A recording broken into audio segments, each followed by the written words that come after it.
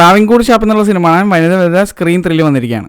Pravinkoodu shop, an out and out Basil Joseph entertainer, അങ്ങനെയാണ് എനിക്ക് feel ആയത്. സൗബിനുണ്ട്, ചെമ്പൻ വിനോദേട്ടനുണ്ട്, ഒരുപാട് ആൾക്കാർ വേറെ ഉണ്ട്. പക്ഷെ ഞാൻ പറയും ബേസിലാണ് താരം. അതുപോലെ തന്നെ ശിവജിത്ത് എന്നുള്ള നമ്മുടെ കൽക്കിയിലെ വില്ലനായിട്ട് അഭിനയിച്ച മച്ചാൻ, ഇതിനകത്തൊരു പർവ്വതം പോലൊരു വേറെ ലെവൽ റോൾ ചെയ്ത് വെച്ചിട്ടുണ്ട്. കിടിലെന്ന് പറഞ്ഞാൽ കിടിലൻ റോളായിരുന്നു. അത് നിങ്ങൾ തിയേറ്ററിൽ പോയി കാണുക. നല്ല രസമായിട്ടാണ് ഈ സിനിമ എടുത്തു വെച്ചിരിക്കുന്നത്. ഫസ്റ്റ് ഹാഫ് എന്നെ സംബന്ധിച്ചിട്ട് വേറെ റേഞ്ച് തന്നെയായിരുന്നു, വേറെ റേഞ്ച്.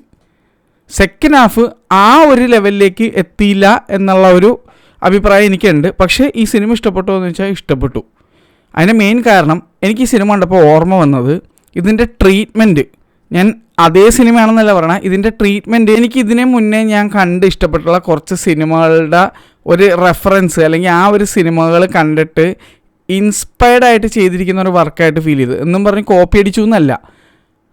നൈവ്സ് ഔട്ട് എന്നുള്ള സിനിമയുടെ സീരീസ്, ഐഡൻറ്റിറ്റി എന്ന് പറഞ്ഞ് 2003 പുറത്തിറങ്ങിയ ഒരു സിനിമയുണ്ട്.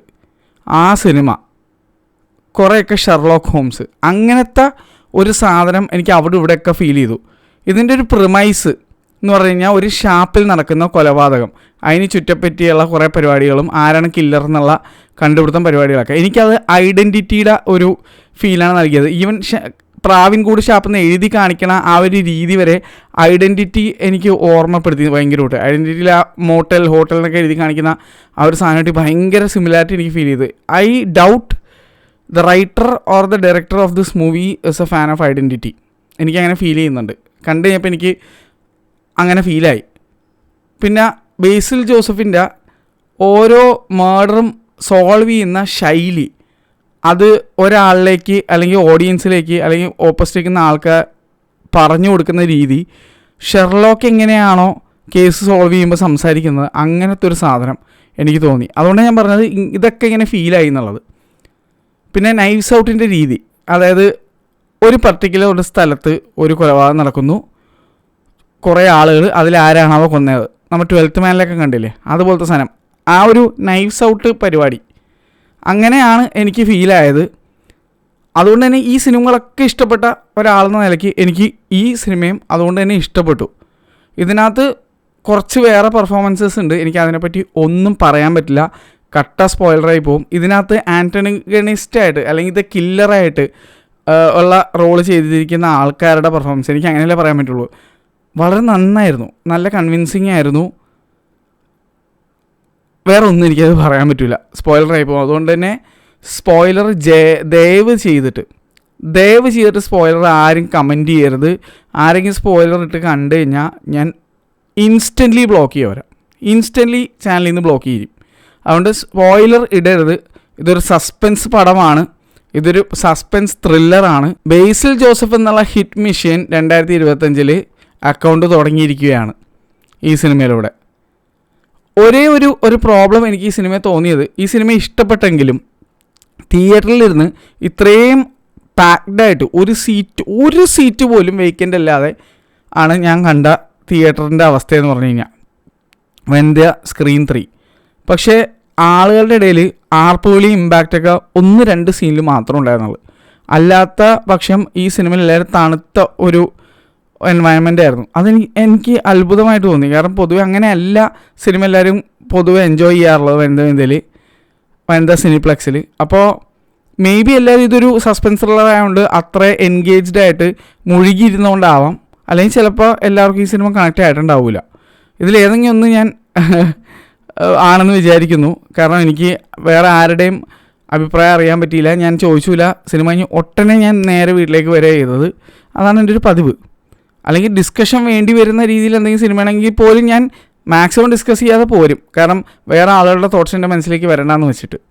എന്തായാലും ഈ സിനിമ എനിക്ക് നല്ല രീതിയിൽ മേക്ക് ചെയ്തതായിട്ട് തോന്നി. അതിൻ്റെ മെയിൻ റീസൺ ഇതിൻ്റെ സിനിമാറ്റോഗ്രാഫർ ഷൈജു ഖാലിദ് കുറച്ച് അടിപൊളി ഫ്രെയിംസൊക്കെ ചെയ്തു വെച്ചിട്ടുണ്ട്. പാടം, ഷാപ്പിരിക്കുന്ന സംഭവം, അങ്ങനെ കുറച്ച് സാധനങ്ങൾ നല്ല അടിപൊളിയായിട്ട് എടുത്തു വെച്ചിട്ടുണ്ട്. പക്ഷേ I would never say it is his best work. Shaiju ഖാലിദിൻ്റെ ബെസ്റ്റ് വർക്ക് എന്നൊന്നും ഞാൻ പറയില്ല, പക്ഷേ എന്നാൽ പോലും നല്ല രീതിയിൽ എടുത്തു വെച്ചിരിക്കുന്നുണ്ട്. സൗണ്ട് ഡിസൈൻ ആരാ ചെയ്തതെന്ന് അറിയില്ല, അടിപൊളിയായിട്ടുണ്ട്. ചിലയിടങ്ങളിൽ VFX ചെയ്തിരിക്കുന്ന മറ്റേ എഗ് വൈറ്റ് VFX ടീമാണ്. അവരുടെ വർക്ക് എപ്പോഴും അടിപൊളിയാണ്. ഞാൻ ഏതൊക്കെ സിനിമയിൽ അവരെ കണ്ടിട്ടുണ്ടോ അവരുടെ വർക്ക് വളരെ നീറ്റായിട്ടാണ് എനിക്ക് ഫീൽ ആയിരിക്കുന്നത്. എഗ് വൈറ്റിൻ്റെ VFX സൂപ്പറായിട്ടുണ്ട്. പിന്നെ ഇതിൻ്റെ എഡിറ്റർ ബ്രഹ്മയുഗമൊക്കെ എഡിറ്റ് ചെയ്തിട്ടുള്ള എഡിറ്ററാണ്. മച്ചേൻ്റെ പേരൊന്ന് ഞാൻ നോക്കി വായിക്കാം, എനിക്ക് തെറ്റിപ്പോകണമെന്ന് വെച്ചിട്ടാണ്. ഷഫീഖ് മുഹമ്മദ് അലി. ഞാൻ ആദ്യം വിചാരിച്ച ഷമീർ മുഹമ്മദ് ആയിരിക്കും ഇത് എഡിറ്റ് ചെയ്തതെന്ന്. അല്ല, ഷഫീഖ് മുഹമ്മദ് അലി ബ്രഹ്മയുഗം എഡിറ്റ് ചെയ്തിട്ടുള്ള ആളാണ്. മനോഹരമായിട്ട് ഇത് എഡിറ്റ് ചെയ്ത് വെച്ചിട്ടുണ്ട്. ഈ സിനിമ എൻഗേജിങ് ആയിരിക്കാനുള്ള മെയിൻ റീസൺ ഒരു കാര്യം സൗണ്ട് ഡിസൈനും എഡിറ്റിങ്ങും ഒക്കെ തന്നെയാണ്. ഇതിൻ്റെ മൊത്തത്തിൽ നോക്കിയാൽ അതിൻ്റെ ടെക്നിക്കൽ സൈഡ് ബ്രില്യൻ്റ് ആയിട്ട് എനിക്ക് ഫീൽ ചെയ്തു. ടോപ്പ് നോട്ട് സിനിമാറ്റോഗ്രഫി എന്ന് ഞാൻ പറയുന്നില്ല, എന്നാലും ഷൈജു ഖാലിദിൻ്റെ കുറച്ച് ഫ്രെയിംസ് ഉണ്ട്. അത് ഭയങ്കര രസമാണ് കാണാൻ. ആ നാച്ചുറലായിട്ടുള്ള കുറച്ച് എലമെൻറ്റ്സ് പുള്ളി ഒപ്പിയെടുക്കുന്ന ഒരു പരിപാടിയുണ്ട്. ഷൈജു ഖാലിദിന് അതിന് ഭയങ്കര സ്കില്ലാണ്. മഴയൊക്കെ പെയ്യുമ്പോൾ അങ്ങനെ കുറേ സാധനങ്ങളുണ്ട്. ഒരു ഗ്രാമത്തിൻ്റെ ആ ഷാപ്പിൻ്റെ ഒരു ഭംഗിയുണ്ടല്ലോ, അത് നമ്മുടെ മനസ്സിൽ കിടക്കും. കുറച്ച് വിഷ്വൽസ് അങ്ങനെ എടുത്തു വെച്ചിട്ടുണ്ട്, അത് അടിപൊളിയാണ്, അത് പറയാതിരിക്കാൻ പറ്റില്ല. അതുപോലെ തന്നെ ഇതിൻ്റെ ഡയറക്ടർ ഒരു പുതിയ ആളാണെന്നാണ് ഞാൻ ഗസ് ചെയ്യുന്നത്. ശ്രീരാജ് ശ്രീനിവാസൻ എന്നാണ് ആളുടെ പേര് കാണുന്നത്. ഞാൻ 2-3 പേര് ബ്രേക്ക് ആയപ്പോഴേക്കും ഇൻ്റർവെല്ലിന് എൻ്റെ അടുത്ത് വന്നിട്ട് ഇങ്ങനെ പറഞ്ഞു ആൾ ഇതിനു മുന്നേ എന്തൊക്കെയോ ഡയറക്റ്റ് ചെയ്തിട്ടുണ്ടെന്നുള്ള, പക്ഷേ ഒരു ഇൻഫർമേഷൻ കിട്ടിയില്ല. എന്തായാലും ആൾ ഇതിനു മുന്നേ ഡയറക്റ്റ് ചെയ്ത സിനിമ ഏതാണെന്ന് എനിക്കൊരു ഐഡിയ ഇല്ല. എന്തായാലും ഇത് അടിപൊളിയായിട്ട് തന്നെ പുള്ളി ചെയ്തിട്ടുണ്ടെന്നാണ് എൻ്റെ അഭിപ്രായം. അൻവർ റഷീദ് അറിയാമല്ലോ, നല്ല നല്ല പ്രൊജക്ടുകളിൽ മാത്രമേ കൈവെക്കാറുള്ളൂ. അത് ഇതിലും അങ്ങനെ തന്നെ സംഭവിച്ചു. വിഷ്ണു വിജയ് പ്രേമലിലൂടെയൊക്കെ മ്യൂസിക് ഡയറക്ടർ വളരെ മനോഹരമായിട്ട് ചെയ്തു വെച്ചിട്ടുണ്ട്. ഇതിനകത്ത് കുറച്ച് സ്കോറിംഗ് ഉണ്ട് ബേസിൽ വരുമ്പോൾ, പൊളിയായിരുന്നു. ഡാപ്പർ എന്നൊക്കെ പറഞ്ഞൊരു സാധനം നല്ല രസമായിരുന്നു. അത് ഇറിച്ച് നിൽക്കണമായിരുന്നു ഇങ്ങനെ തിയേറ്ററിൽ. അതും സ്ക്രീൻ 3-ലായതുകൊണ്ട് ഭയങ്കര എഫക്റ്റ് ആയിരുന്നു, ഭയങ്കര രസമായിരുന്നു. കുറച്ച് കൂടുതലായിരുന്നൊക്കെ എനിക്ക് തോന്നിപ്പോയി. അത് ആ തിയേറ്ററിൻ്റെ ഒരു പ്രശ്നം, അവിടെ ഒരു ബേസ് കുറച്ച് കൂടുതലാണ്. എനിക്ക് ബാലൻസ്ഡ് ആയിട്ട് എനിക്ക് എപ്പോഴും ഫീൽ ചെയ്തേക്കണം 1 and 2 ആണ്. എൻ്റെ ഫേവറേറ്റ് സ്ക്രീൻ എന്ന് പറയുമ്പോൾ എന്തായാലും 1 ആണ്. 3 കുറച്ച് അല്പം കൂടുതലല്ലേ എന്നൊക്കെ എനിക്ക് പലപ്പോഴും തോന്നാറുണ്ട്. അത് ഇന്നും തോന്നിയിരുന്നു. എന്തായാലും സംഭവം ജിൽ എന്ന് പറഞ്ഞ രീതിയിലാണ് പടം പോകുന്നത്. പിന്നെ ലിറിസിസ്റ്റ് വിനായക് ശശികുമാർ, സിംഗർ ഡാബ്സി ഉണ്ട് ഇതിനകത്ത്. മോഷിൻ പെരാരിയാണ് ലിറിക്സിസ്റ്റ്. 2 പേരും കൂടിയാണ് ചെയ്തേക്കണേ.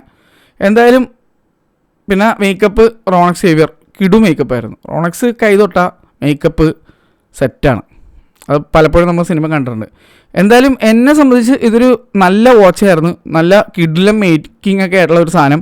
പക്ഷേ എൻ്റെ മനസ്സിൽ തോന്നിയൊരു കാര്യം എന്ന് പറഞ്ഞാൽ സെക്കൻഡ് ഹാഫ് കുറച്ചും കൂടി രസമാക്കാമായിരുന്നു എന്നും പറഞ്ഞ് മോശമെന്നല്ല ഞാൻ പറയുന്നത്, നല്ലത് തന്നെയാണ്. പക്ഷേ എൻ്റെ ഉള്ളിലുള്ള ആ ഒരു സസ്പെൻസ് ത്രില്ലറൊക്കെ എൻജോയ് ചെയ്യുന്ന ആൾക്ക് കുറച്ചുകൂടി എന്നുള്ളൊരു ആർത്തി ഉണ്ടല്ലോ, ആ സംഭവം വെച്ചിട്ടാണ് ഞാൻ പറയുന്നത്.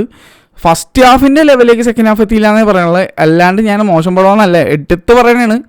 നല്ല സിനിമ തന്നെയാണ്, അടിപൊളിയായിട്ട് മേക്ക് ചെയ്ത് വെച്ചിട്ടുണ്ട്. ഇത് ഡെഫിനറ്റ്ലി തിയേറ്റർ വാച്ചാണ്. ഇത് കാണണമെങ്കിൽ നിങ്ങൾ തിയേറ്ററിൽ തന്നെ കാണണം എന്നാണ് എൻ്റെ അഭിപ്രായം. അപ്പോൾ എനിക്ക് ഫീൽ ചെയ്തത് ഇതൊരു സൂപ്പർ വാച്ചായിട്ട് തന്നെയാണ്. ഭയങ്കര ഗംഭീര പടം അങ്ങനെയൊന്നും ഞാൻ പറയുന്നില്ല. ലാസ്റ്റ് ഒരു സാധനമുണ്ട്, ഒരു വില്ലനും വേറൊരാളും തമ്മിലുള്ള ഒരു പ്രത്യേക തരം ഒരു സിറ്റുവേഷനിലുള്ള ഒരു കോൺവെർസേഷനും അതിനെ ഒരു സീൻ അത് കിട്ടുമായിരുന്നു. അടിപൊളി സാധനമായിരുന്നു. ഒരിക്കലും മലയാളത്തിൽ കാണാൻ പറ്റാത്ത ക്ലീഷേ ബ്രേക്കിംഗ് ആയിട്ടുള്ള കുറച്ച് സാധനങ്ങളൊക്കെ ഉണ്ടായിരുന്നു. അതൊക്കെ എനിക്ക് ഇഷ്ടപ്പെട്ടു കേട്ടോ. എന്തായാലും എൻ്റെയും കൂടെ വേറെ ലെവലിൽ ആയിരുന്നെങ്കിൽ ഞാനത് വേറെ ലെവൽ പടം എന്ന് പറഞ്ഞേനെ. അപ്പോൾ എന്തായാലും Basil Joseph the hit machine has struck once again. Looking forward to his other movies also. എന്തായാലും thumbs up for this one. അപ്പോൾ നിങ്ങളുടെ അഭിപ്രായം നിങ്ങൾ കമൻറ്റ് ആയിട്ട് രേഖപ്പെടുത്തുക. സ്പോയിലർ ഇട്ടാൽ പൊന്നു മക്കളെ ഇടുന്നതിന് സ്പോട്ടിൽ ബ്ലോക്കാണ്, അത്രേ ഉള്ളൂ. അപ്പോൾ വേറെ ഒരുപാട് സിനിമകൾ ഇറങ്ങുന്നത് ഇനി നാളെയാണ്. എല്ലാം കണ്ടിട്ട് അഭിപ്രായം ഇട്ടേക്കാം. ഇന്നലെ ഞാൻ മദ്രാസ്കാരൻ എന്നുള്ള സിനിമ കണ്ടിട്ടുണ്ടെന്ന് അതിൻ്റെ അഭിപ്രായം ഇട്ടിട്ടുണ്ട്. കഴിഞ്ഞ ആഴ്ച കണ്ട എല്ലാ സിനിമകളുടെ അഭിപ്രായങ്ങളും ഇട്ടിട്ടുണ്ട്. ഞാൻ ഈ സിനിമയുടെ DCP എന്താണ്, ഞാൻ ഏത് സീറ്റിലാണ് ഇരുന്നത്, ഡീറ്റെയിൽസും കാര്യങ്ങളെല്ലാം ഞാൻ ഒറ്റൊരു സ്പ്രെഡ്ഷീറ്റിൽ ആക്കി ഇടാറാണ് ഇപ്പോൾ പതിവ്. അത് ഞാൻ എപ്പോഴത്തെയും പോലെ ഡിസ്ക്രിപ്ഷനിലും പിൻകമൻറ്റിലും ഇട്ടേക്കാം, കണ്ടു നോക്കാം. ബൈ.